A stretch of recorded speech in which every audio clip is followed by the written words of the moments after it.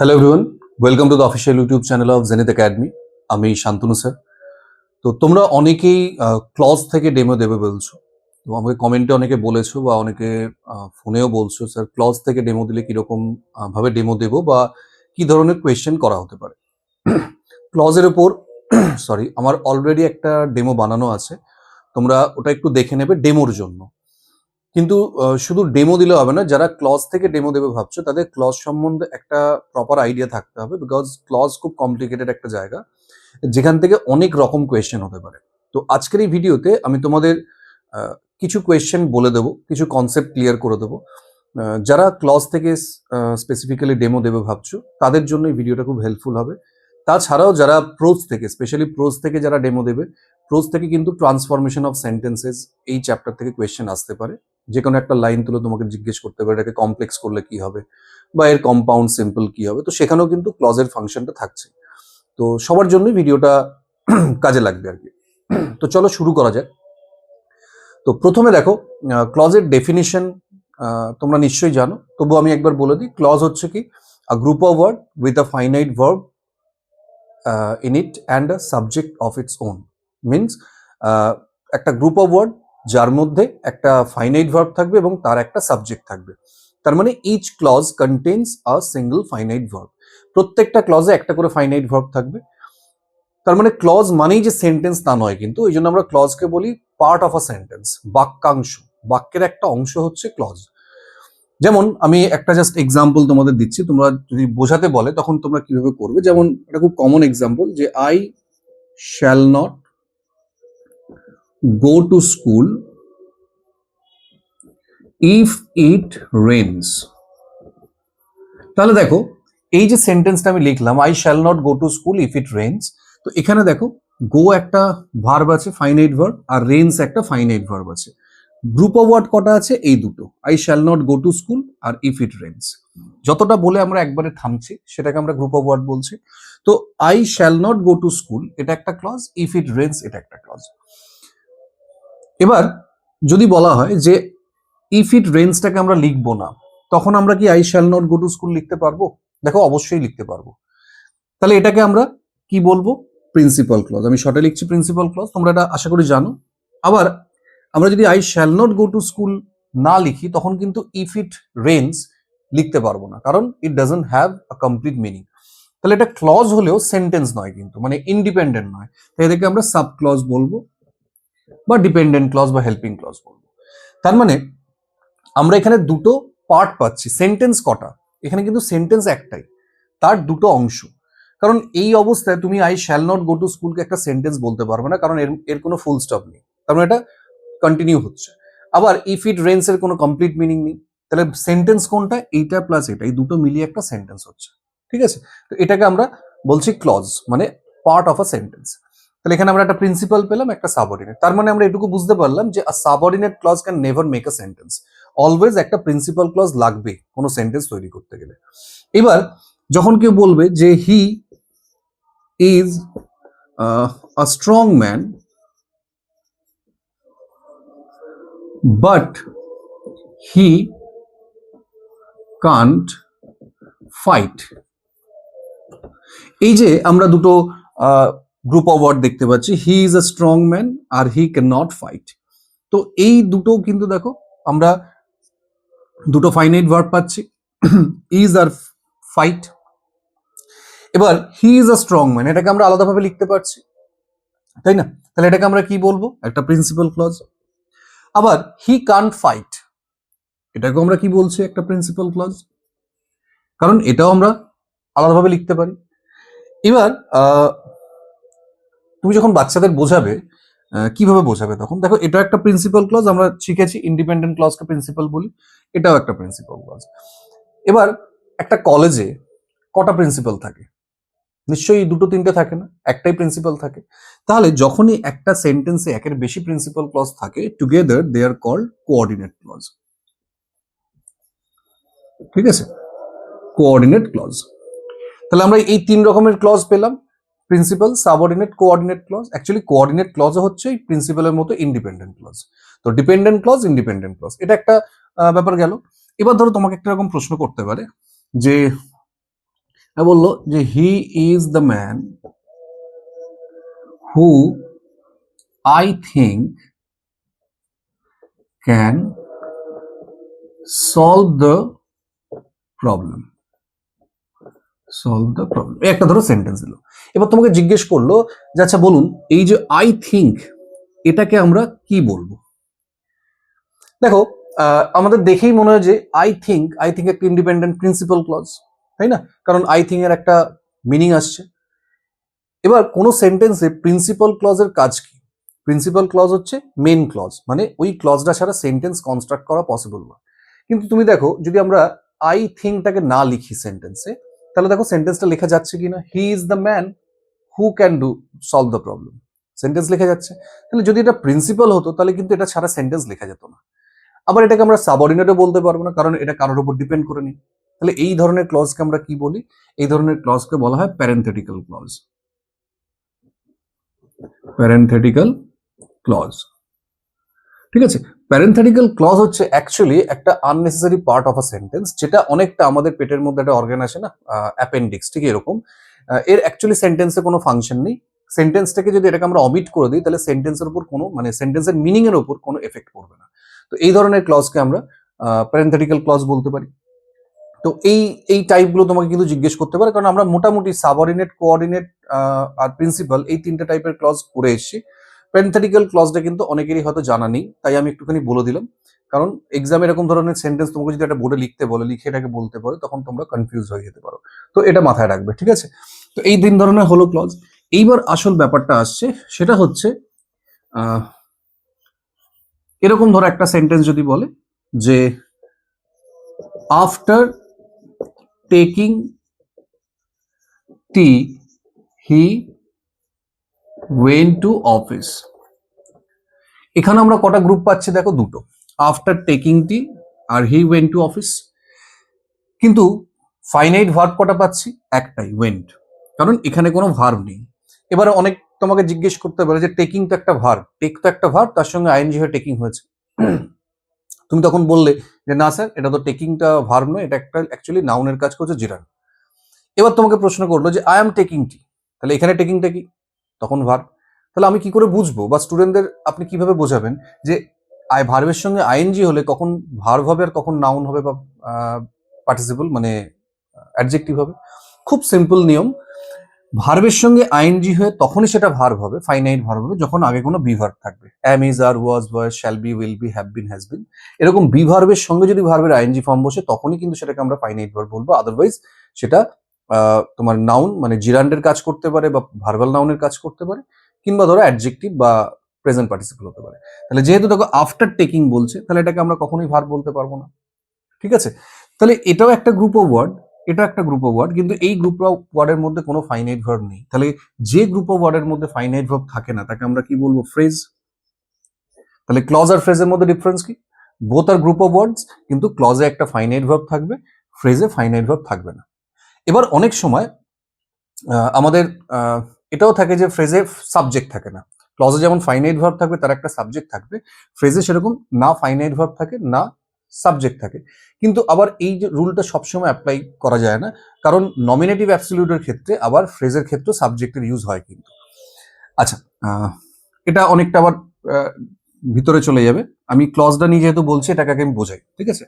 তো এটা হলো ক্লজ আর ফ্রেজের মধ্যে ডিফারেন্স। এবার দেখো সাবঅর্ডিনেট ক্লজ। মেন প্রবলেম হবে আমাদের সাবঅর্ডিনেট ক্লজে বা ডিপেন্ডেন্ট ক্লজে। কারণ সাবঅর্ডিনেট ক্লজকে আমরা তিনটে ভাগে ভাগ করতে পারি। কি কি? নাউন ক্লজ, অ্যাডজেক্টিভ ক্লজ আর অ্যাডভার্বিয়াল ক্লজ। অ্যাডভার্বিয়াল ক্লজ, এটাকে আমরা অ্যাডজেক্টিভ ক্লজকে আমরা রিলেটিভ ক্লজও বলি। এবার এই তিনটে ক্লজ আমরা কিভাবে খুঁজে বার করব? নাউন ক্লজ মানে কি? যদি আমরা প্রিন্সিপাল ক্লজকে হোয়াট দিয়ে প্রশ্ন করি, হোয়াট, এগুলো একটু মনে রাখবে। হোয়াটের যদি আনসার দেয় প্রিন্সিপাল ক্লজ, সেটাকে আমরা বলবো তোমার নাউন ক্লজ। আর অ্যাডজেক্টিভ বা রিলেটিভ ক্লজ কি? যদি হুইচ, হু, হুজ বা হুম,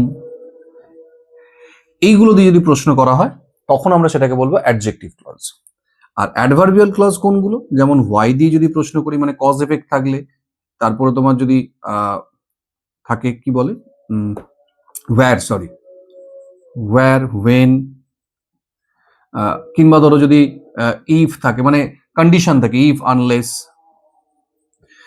এই ধরনের যদি ওয়ার্ড থাকে, মানে কন্ডিশনাল যদি থাকে, বা দো, অল দো, ঠিক আছে, কন্ট্রাস্ট, এরকম যদি থাকে, তখন আমরা সেটাকে বলবো অ্যাডভার্বিয়াল ক্লজ। ঠিক আছে, এইবার মজার ব্যাপারটা দেখো, আশা করি তোমরা এটা বুঝে গেছো। এবার আমি একটা এক্সাম্পল দিচ্ছি, আমি এখানে একটু রাব করে দিচ্ছি, তাহলে তোমাদের বুঝতে সুবিধা হবে, এটা লেখাটা থাক। দেখো, I no where he lives, আবার I know the place where he lives, আর I shall go where he lives। ঠিক আছে, এটা একদম পিকে মুখার্জির বইয়ের একদম পেটেন্ট একটা এক্সাম্পল, আমি এটাই তুলে দিলাম সব থেকে সহজ বোঝার জন্য, ক্লজ বোঝার জন্য, মানে সাবঅর্ডিনেট ক্লজ। তো মজার ব্যাপার এখানে দেখো, তিনটেতেই কিন্তু আমরা এখানে ওয়্যার এর ইউজ করেছি, তিনটে সাবঅর্ডিনেট ক্লজই কিন্তু ওয়্যার দিয়ে শুরু হয়েছে। ঠিক আছে, কিন্তু তিনটেই সেম ক্লজ নয়। মজার ব্যাপার কেন বলছি, এই যে আমি অ্যাডভার্বিয়াল ক্লজে হোয়াই, হোয়েন, হোয়ান, বা ওয়্যার, সরি ওয়্যার, হ্যাঁ, হাউ, এই ধরনের যে ওয়ার্ডগুলো বলছি, এইগুলো আমরা কিন্তু ওয়ার্ড দেখে কখনো ক্লজকে ফাইন্ড আউট করতে পারবো না, যে ভুলটা আমরা সবাই করি। আমি দেখলাম যে হোয়াই আছে, হোয়াই দিয়ে প্রশ্ন করলে যে উত্তর পাবো সেটা অ্যাডভার্বিয়াল ক্লজ। তার মানে এই নয় যে কোনো সাবঅর্ডিনেট ক্লজে হোয়াই থাকলেই সেটা অ্যাডভার্বিয়াল হয়ে যাবে, প্রশ্নটা তোমাকে হোয়াই দিয়ে করতে হবে। এবং মজার ব্যাপার হচ্ছে, যখন এই ওয়ার্ডগুলো থাকে, মোস্ট অফ দ্য কেসেস এগুলো অ্যাডভার্বিয়াল ক্লজ হয় না। এখানেই আমাদের সব থেকে বড় ভুলটা হয়। কেমন দেখো, I no wire he lives, তাহলে আমার এখানে প্রিন্সিপাল ক্লজ কোনটা, নো, এটা সাবঅর্ডিনেট। এবার এই নোকে কি দিয়ে প্রশ্ন করলাম, যার উত্তর হোয়ার হি লিভস পাচ্ছি। দেখো, আমি জানি সে কোথায় থাকে, তাহলে আমি কি জানি, হোয়াট। তাহলে হোয়াটের আনসার যে দিল সেটা হচ্ছে হোয়ার হি লিভস, তার মানে হোয়াটের যদি আমরা আনসার পাই সাবঅর্ডিনেট ক্লজে, সেটাকে আমরা কি বলবো, নাউন ক্লজ, তাই না? এবার আসি আমরা নেক্সট ক্লজটাতে, আমি একটু পড়ে দিচ্ছি, যদি তোমার আমার হ্যান্ড রাইটিংটা ভালো না, যদি বুঝতে অসুবিধা, আমি পড়ে দিচ্ছি। I know the place where he leaves. এবার আমাদের প্রিন্সিপাল ক্লজ কোনটা, গ্রুপ অফ ওয়ার্ড আমাকে খুঁজে বার করতে হবে। তাহলে একবারে আমরা কতটা পড়তে পারছি, আই নো দ্য প্লেস, তারপরে হচ্ছে হোয়ার হি লিভস। এবার তুমি আর নোকে হোয়াট দিয়ে প্রশ্ন করলে কি উত্তর পাচ্ছি, দেখো, I know what, the place, হোয়াটের আনসার দ্য প্লেস দিচ্ছে। কিন্তু এটাকে তো আমরা নাউন ক্লজ বলতে পারবো না, কারণ এই দ্য প্লেসটা প্রিন্সিপাল ক্লজের মধ্যে ইনক্লুডেড, আর আমরা কখনো নাউন ক্লজ, অ্যাডজেক্টিভ ক্লজ বা অ্যাডভার্বিয়াল ক্লজ প্রিন্সিপাল ক্লজে হয় না, কারণ প্রিন্সিপাল ক্লজে এই ধরনের কিছু হবে না, কারণ ইন্ডিপেন্ডেন্ট ক্লজ এটা। তাহলে যা হবে সেটা সাবঅর্ডিনেট ক্লজে হবে। তাহলে হোয়াটের আনসার তো প্রিন্সিপাল ক্লজের মধ্যেই আছে, তাহলে তো এটা নাউন ক্লজ হতে পারে না।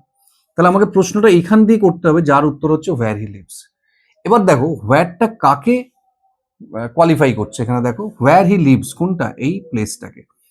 এবার একটু ভালো করে দেখো, পড়ো, I know the place, I know what, the place. এবার কি দিয়ে প্রশ্ন করব, which place, which place, answer কি পাচ্ছি, হোয়ার হি লিভস, লিভস। তাহলে আমি কি জানি, জায়গাটা জানি, কোন জায়গাটা যেখানে সে থাকে। তাহলে এটা কিন্তু হুইচ দিয়ে প্রশ্ন করা হচ্ছে, তাহলে এটাকে আমরা কি অ্যাডজেক্টিভ ক্লজ বলবো। বুঝে গেল?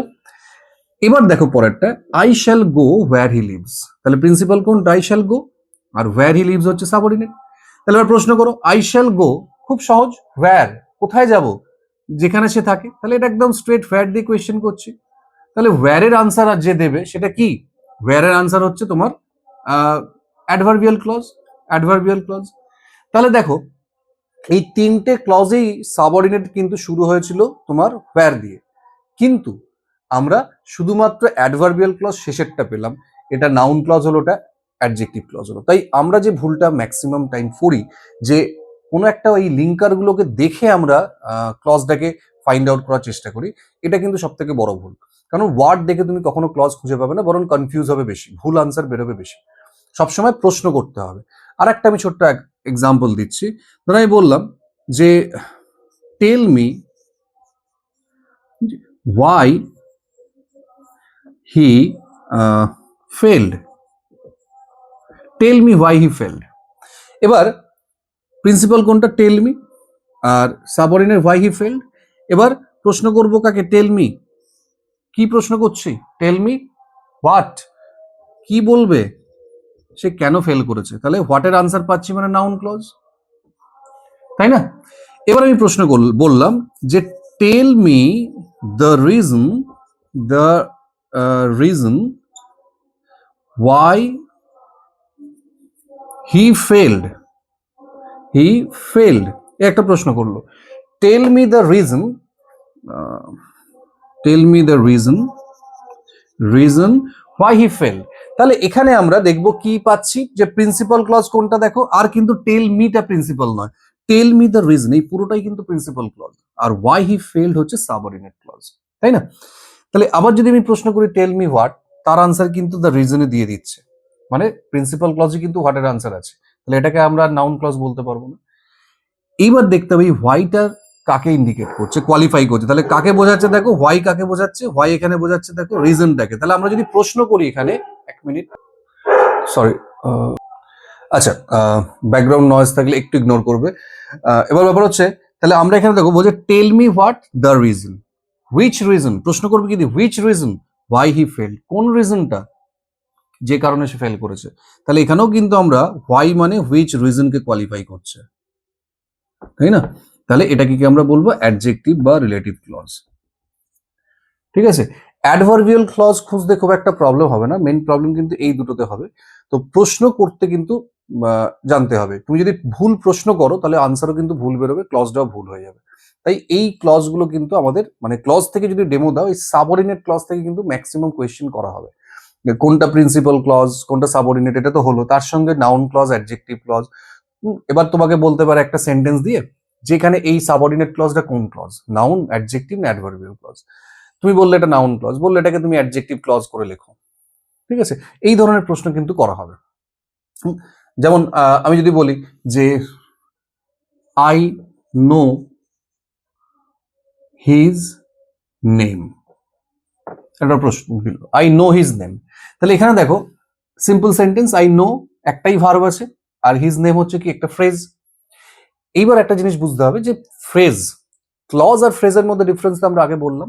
এবার ক্লজ যেরকম নাউন ক্লজ হয় সেরকম আমার নাউন ফ্রেজও হয়, অ্যাডজেক্টিভ ক্লজের মতো অ্যাডজেক্টিভ ফ্রেজ হয়, অ্যাডভার্বিয়াল ক্লজের মতো অ্যাডভার্বিয়াল ফ্রেজও হয়। শুধু প্রিপোজিশনাল ক্লজ হয় না, কিন্তু প্রিপোজিশনাল ফ্রেজ হয়। কেন? কারণ প্রিপোজিশন তো আর ভার্ব নিয়ে হয় না, কিন্তু ক্লজ মানে ভার্ব থাকতে হবে।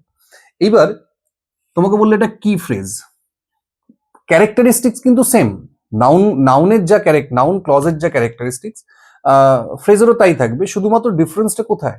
ক্লজে একটা ফাইনাইট ভার্ব সাবজেক্ট থাকছে, যেটা ফ্রেজে থাকবে না। তার মানে আমরা হোয়াট দিয়ে প্রশ্ন করে যদি কোনো ক্লজ পাই সেটা নাউন ক্লজ, আর যদি কোনো ফ্রেজ পাই সেটা নাউন ফ্রেজ। ঠিক হুইচ দিয়ে যদি আমরা প্রশ্ন করে ক্লজ পাই তখন আমরা সেটা অ্যাডজেক্টিভ ক্লজ বলবো, আর যদি আমরা ফ্রেজ পাই তাহলে অ্যাডজেক্টিভ ফ্রেজ হবে। অ্যাডভার্বের ক্ষেত্রেও তাই। তাহলে এখানে I know his name, I know what his name, তাহলে এটা কি একটা নাউন ফ্রেজ। তোমাকে বললো এটাকে নাউন ক্লজে কনভার্ট করো। তাহলে যখনই আমি ফ্রেজকে ক্লজে কনভার্ট করব তখন আমার একটা অ্যাড করতে হবে কি সাবজেক্ট, আর সঙ্গে তোমার ভার্ব, একটা ভার্ব মাস্ট দিতে হবে, ফাইনাইট ভার্ব। তাহলে আমরা বলতে পারি I know what his name is. আমি যদি হোয়াট ইজ হিজ নেম বলি ভুল হয়ে যাবে, কারণ এটা অ্যাসার্টিভ সেন্টেন্স, তাই বি ভার্ব মানে ভার্ব সাবজেক্টের পরে বসবে। ঠিক আছে, তো এইভাবে কিন্তু আমরা চেঞ্জ করতে পারি। ঠিক সেরকম অ্যাডভার্বিয়াল যদি ক্লজ থাকে সেটাকে আমরা অ্যাডভার্বিয়াল ফ্রেজ করতে পারি, শুধুমাত্র ভার্বটাকে অমিট করতে হবে। তাহলে ক্লজ থেকে যদি ফ্রেজ করতে বলে ভার্ব আমরা ওখান থেকে বাদ দেব, আর ফ্রেজ থেকে ক্লজ করতে বললে ভার্ব আমরা অ্যাড করব। ঠিক আছে, এইবার একটা জিনিস দেখো, আমি তোমাদের আরেকটা জিনিস বলে দিই, ফ্রেজের ক্ষেত্রে যে কনফিউশনটা হয়, অ্যাডজেক্টিভের ক্ষেত্রে হবে না, নাউনের ক্ষেত্রে হবে না, মেইন প্রবলেমটা হবে অ্যাডভার্বিয়াল ফ্রেজ আর প্রিপোজিশনাল ফ্রেজ। কারণ most of the adverbial phrases consist of a preposition. কারণ দেখো অ্যাডভার্ব মানে কি, হোয়ার দিয়ে প্রশ্ন করছি, হোয়েন দিয়ে প্রশ্ন করছি, তাহলে সেখানে হোয়ার মানে প্লেস, প্লেসের ক্ষেত্রে আমরা প্রিপোজিশন ইউজ করি, হোয়েন মানে টাইম, টাইমের ক্ষেত্রে আমরা প্রিপোজিশন ইউজ করি। তার মানে অ্যাডভার্বিয়াল ক্লজে মানে ফ্রেজের ক্ষেত্রে প্রায় দেখা যায় যে প্রিপোজিশনের ইউজ হচ্ছে। আবার প্রিপোজিশনাল ফ্রেজে তো প্রিপোজিশন থাকবেই। এবার কি করে আমরা বুঝবো? যেমন যদি বলে the man is sitting just outside the gate. এইবার এই যে দেখো আমরা বললাম the man is sitting principal clause, just outside the গেটটা কি? Subordinate clause, sorry not clause, phrase এটা, কারণ এখানে কোনো ভার্ব নেই। এবার এটা কি ফ্রেজ? দেখো আমরা কি দিয়ে প্রশ্ন করছি? হোয়ার, হোয়ার। এবার এই যে হোয়ার দিয়ে প্রশ্ন করছি, হোয়ারের আনসার দিচ্ছে কে? এই ফ্রেজটা। তাহলে এটাকে আমরা কি অ্যাডভার্বিয়াল ফ্রেজ বলতে পারি, অ্যাডভার্ব অফ প্লেস। আবার আমি যদি এরকম বলি the man is sitting in front of me, এবার প্রশ্ন করো, দেখো এটাও কিন্তু তোমাকে হোয়ারেরই আনসার দেবে, কোথায় বসে আছে? আমার সামনে। কিন্তু এটা আবার প্রিপোজিশনাল ফ্রেজ। তার মানে অ্যাডভার্বিয়াল ফ্রেজ আর প্রিপোজিশনাল ফ্রেজের মধ্যে ডিফারেন্সটা আমরা বুঝবো কি? এটা খুব কমপ্লিকেটেড জায়গা, খুব স্লাইট ডিফারেন্স আছে। হ্যাঁ, তো আমি জাস্ট একটা জিনিস বলে দিচ্ছি, একটু মনে রাখার চেষ্টা করবে। সাধারণত প্রিপোজিশনাল ফ্রেজের ক্ষেত্রে যেটা দেখা যায় যে প্রিপোজিশনাল ফ্রেজে আগে এবং পরে একটা করে প্রিপোজিশন থাকে, যেরকম ধরো ইন ফ্রন্ট অফ, বা in spite of, in accordance with, ঠিক আছে? এই ধরনের যদি ফ্রেজ থাকে শেষে একটা প্রিপোজিশন থাকবে প্রিপোজিশনাল ফ্রেজের ক্ষেত্রে, কিন্তু অ্যাডভার্বিয়াল ফ্রেজে সেই জিনিসটা থাকে না সাধারণত। আমি সাধারণত কথাটা কেন বলছি, গ্রামার একটা এমন জায়গা যেখানে রুল যেমন আছে তার এক্সেপশনও আছে কিন্তু। তো এটা হবেই আর এটা হবেই না এরকম বলাটা খুব ডিফিকাল্ট ব্যাপার। তো সেই জন্য একটুখানি এটা মনে রাখবে। তো প্রিপোজিশনাল ফ্রেজ আর অ্যাডভার্বিয়াল ফ্রেজটা কিন্তু গোলাবে বেশি। তো এটা মনে রাখার এই একটা শর্টকাট আমি বললাম, একটু এটাকে করবে, বা যদি তোমরা দেখো যে অন্য রকম ভাবে করা যাচ্ছে সেটাও তোমরা দেখতে পারো, বাট এই জায়গাটা একটু কমপ্লিকেটেড। তো ক্লজ থেকে যদি তোমরা ডেমো দাও তখন এই প্রশ্নগুলো তোমায় করতে হবে। ক্লজ থেকে প্রশ্ন হলে কিন্তু ক্লজের সঙ্গে ফ্রেজও আসবে। তো ক্লজ ফ্রেজ দুটোই তোমাকে ভালো করে জেনে যেতে হবে, noun clause, adjective clause, adverbial clause, এদিকে আবার তোমার ফ্রেজের ক্ষেত্রে সেগুলো জেনে যেতে হবে কিভাবে আমরা চেঞ্জ করব। ঠিক আছে, এই প্রশ্নগুলো একটু জানবে। আহ, তার সঙ্গে একটু বলে দিই কমপ্লেক্স, সিম্পল, কম্পাউন্ড সেন্টেন্স এদের ক্লজের ফাংশনটা কিরকম। যে সিম্পল সেন্টেন্সে একটাই প্রিন্সিপাল ভার্ব থাকবে, কমপ্লেক্স সেন্টেন্সে একটা প্রিন্সিপাল ক্লজ থাকবে, আর অ্যাটলিস্ট একটা সাবঅর্ডিনেট ক্লজ থাকবে। আর কম্পাউন্ডে যতগুলো ক্লজ থাকবে মিনিমাম দুটো ক্লজ থাকতে হবে, and both will be subordinate clause, এই সরি ইন্ডিপেন্ডেন্ট ক্লজ বা প্রিন্সিপাল বলতে পারি। তো এই জায়গাগুলো কিন্তু একটুখানি দেখে যাবে যারা ক্লজ থেকে ডেমো দেবে ভাবছো। এবার ক্লজ থেকে তুমি ডেমো যদি নাও দাও সেক্ষেত্রে কিন্তু এই ধরনের ট্রান্সফরমেশন অফ সেন্টেন্সেস থেকে কিন্তু কোয়েশ্চেন আসতে পারে, কমপ্লেক্স, সিম্পল, কম্পাউন্ড। তো সেক্ষেত্রেও কিন্তু ক্লজের দরকার তোমাদের হবে। আর ক্লজটা আমি প্রত্যেকে করে যেতে বলবো এই জন্য, কারণ একটা হাতে অপশন তোমাদের থাকবে। কারণ অনেক সময় যদি তোমার কপাল খুব খারাপ থাকে তো তোমাকে ধরো কোনো অপশন দেওয়া হলো না, ইন্টারভিউয়াররা তোমাকে বললো যে গ্রামারের একটা টপিক পড়াতে পারবেন, তখন তুমি তুমি ধরো বললে যে আমি পোয়েম পড়াবো। এবার ওনারাই ধরো তোমাকে বললেন যে পোয়েম তো অনেকগুলো ইন্টারভিউ দিয়েছে, তো আপনি কি একটা গ্রামারের টপিক পড়াতে পারবেন, বা আপনি কি একটা অন্য কিছু পড়াবেন?